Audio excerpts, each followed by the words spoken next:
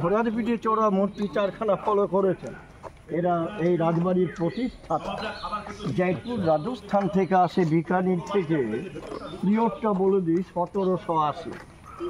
তাই এদের নামটা একটু মনে রাখতে হবে।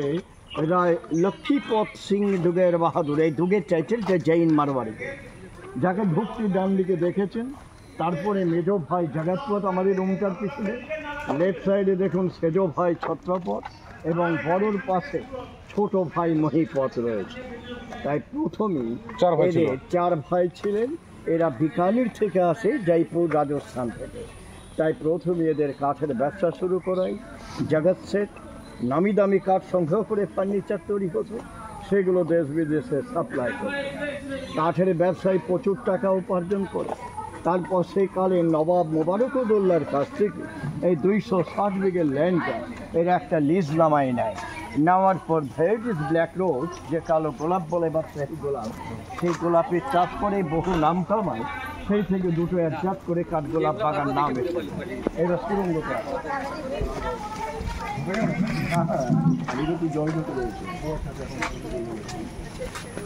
তাহলে একটু দেখুন, এটা অ্যাকচুয়ালি জৈনদের সেকালে বাউরি বলা হতো। আপনি গুজরাট গেলে, রাজস্থান গেলে এরকম বাউরি দেখতে পাবেন।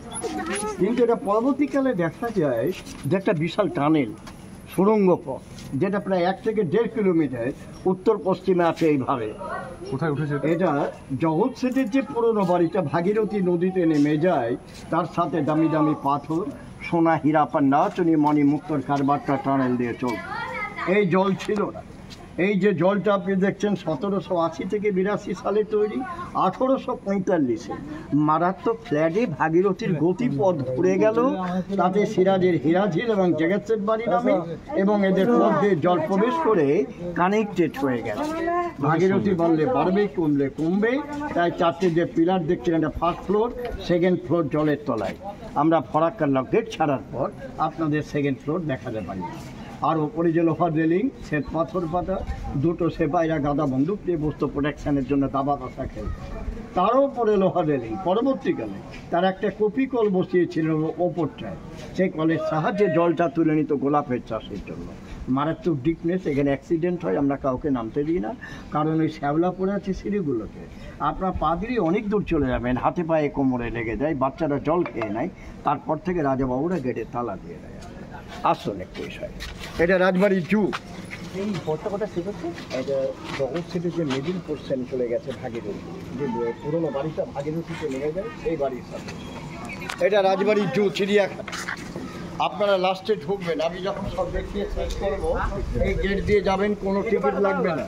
হ্যাঁ, এখানে ব্যাকাও, তোতা, ককটেল, ইমু, বহু বড় বড় ইমু পাখি আছে, এগুলো দেখবে না। আচ্ছা, একটা মূর্তি দেখো।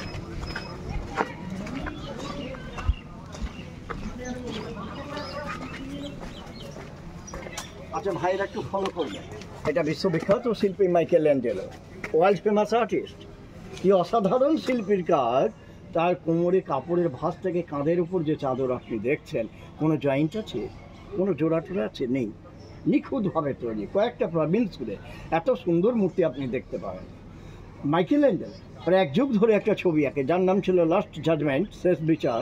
লিওনার্দো দা ভিঞ্চির মোনালিসা, স্যার বেরিয়ার অফ জন্মুর হচ্ছে মার্শালের, এই মার্শাল, ভ্যান ডিউক, রাফেল, এদের প্রচুর পেন্টিং রয়েছে হাজারদুয়ারিতে। আজকের দিনে দেখতে পাবেন আপনি হাজারদুয়ারিতে, বিশ্বশিল্পী যেটা। আর এখানে যে পেন্টিংগুলো প্রচুর আছে, আমি দেখাবো। এগুলো অন্য শিল্পীদের। আচ্ছা, এই মিউজিয়ামটা আপনার মাঝে সাঝে দেখতে পান, টিভিতে দেখাই কিন্তু। হ্যাঁ, আপনার দেখাই কেন, এখানে কয়েকটা হিন্দি ফিল্ম, বাংলা ফিল্ম, বাংলা সিরিয়ালগুলো আপনারা দেখেন। যেমন যিশু সেনগুপ্তের এক যে ছিল রাজা, বড় দুর্গা।